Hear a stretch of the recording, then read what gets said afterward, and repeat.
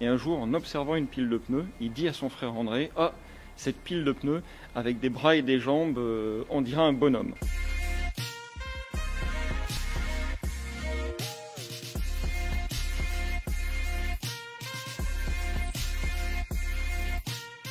Pour pouvoir se faire connaître, ils n'hésitent pas à s'engager dans une course cycliste, qui est cette course Paris-Brest-Paris. 1200 km aller-retour, c'est quelque chose d'extraordinaire pour l'époque. Et il se trouve que les qualités du pneu démontable font que c'est le coureur Michelin qui va gagner la course avec 8 heures d'avance sur le deuxième. Il aura pédalé pendant 72 heures. Et à l'issue de cette course, c'est comme ça que les frères Michelin vont faire connaître leurs pneus. Oui, André et Édouard Michelin, ils savent très tôt qu'ils sont sur quelque chose, sur un créneau d'avenir. Donc ils sont parfaitement complémentaires, extrêmement audacieux, extrêmement ambitieux, très visionnaires. Et évidemment, ils vont développer leur entreprise avec le succès que vous connaissez.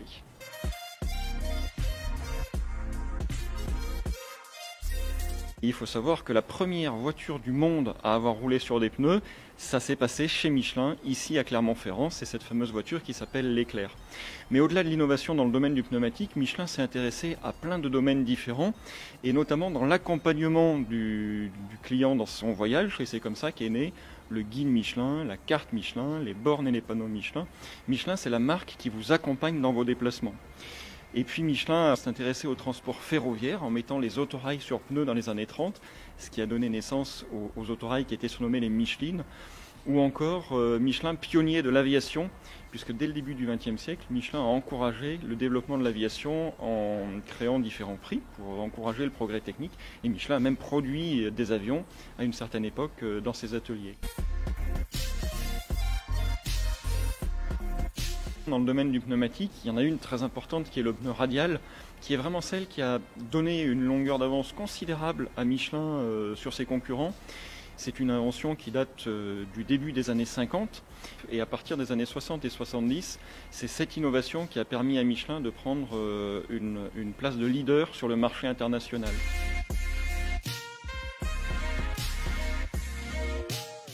C'est vrai que le succès de Michelin, on le doit aussi à l'engagement des gens qui ont fait Michelin, des salariés de Michelin.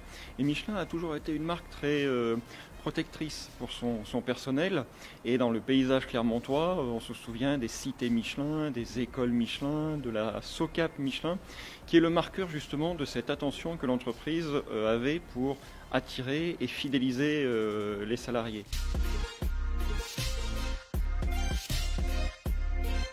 L'idée, c'était de donner vie aux pneus, et Édouard Michelin, qui a fait l'école des Beaux-Arts, avait un sens de l'observation très développé. Et un jour, en observant une pile de pneus, il dit à son frère André: « Ah, cette pile de pneus, avec des bras et des jambes, on dirait un bonhomme. » Et donc, quelques temps après, en 1898, un affichiste qui s'appelle Augallo a dessiné cette pile de pneus en lui donnant vie.